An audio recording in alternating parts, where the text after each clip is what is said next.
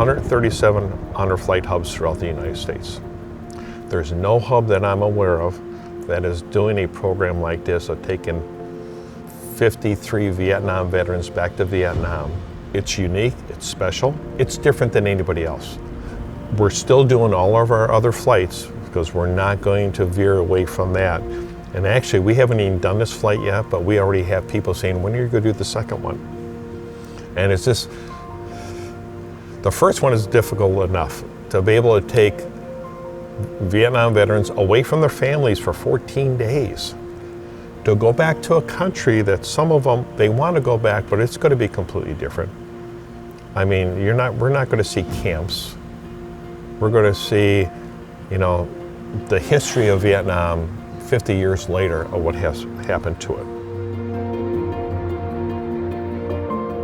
Over the years, I've seen a lot of guys come back.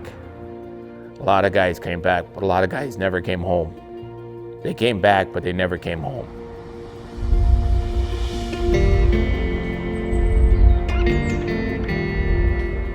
The only thing I remember about being over there is trying to blow everything up.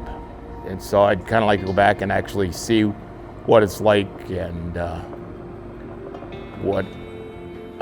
talk to a lot of guys that had been in country, but I just looking forward to going back and to actually see the country.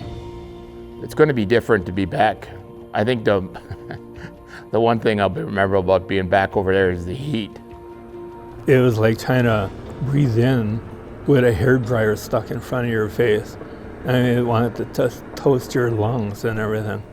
And of course, more equipment you carried, and then if you're climbing a hill, you had to be in good shape.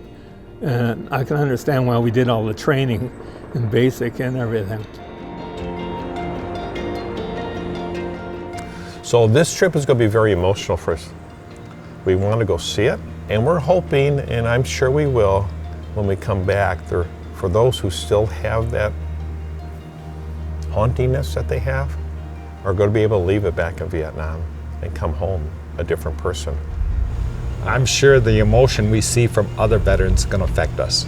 We know what they're going to go through, and I'm sure some of it's going to be very traumatic and for a lot of them. And just to see that expression on their face, the realization that they're at peace and they understand what happened and they're able to conquer it, I guess that's going to be the good feeling that we're going to get out of it.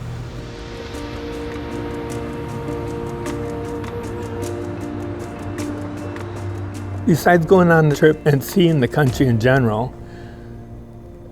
when we do get up by Da Nang, Perfume River, Hue, Khe Sanh, those are all areas I've been in. And I know they're not going to look the same, at least I hope not. And then the junk that's still floating around in my head, I can bury it there and then move on.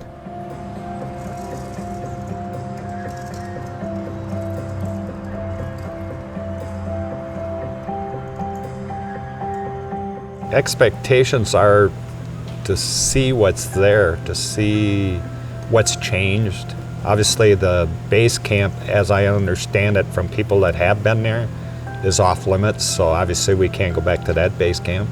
See what the culture, see how much it changed, see what the people are like. I know they're friendly people, the kids were always friendly, and it'd be interesting to see if there's any of those people around and see how they recovered, how they handled it. But to take it all in and maybe it'll give something, I don't know. I don't know what to expect other than that. The experience of heading back over there, I think that whether 53 or 54 guys going back, every one of them is going to have a different life experience about going back over there. I look forward to being with the group. I look forward to being around, seeing the people over there and everything else. I think it's going to be an eye-opening experience and maybe a bit of a calming experience. To me, I truly believe in my heart, and I could be wrong, but I believe Honor Flight has done so much for veterans of waking America up to realize how important it is to get these veterans to see their memorials, people do care about the service that they did. This welcome home is going to be completely different. They're not going to be spit on. They're not going to be called baby killers.